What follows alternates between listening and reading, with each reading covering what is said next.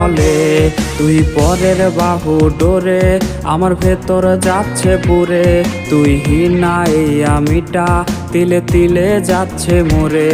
আমার পুরুষে পুরুক বুক তুই কুরারে তোর সুখ, তবু মরার আগেও আমি দেখবো না রে তোর মুখ। আমার মৃত আত্মাটা তোরে ডাকবে একদিন খুব, আমি দেখবো সেদিন তুই ওরে কেমনে রবি চুপ।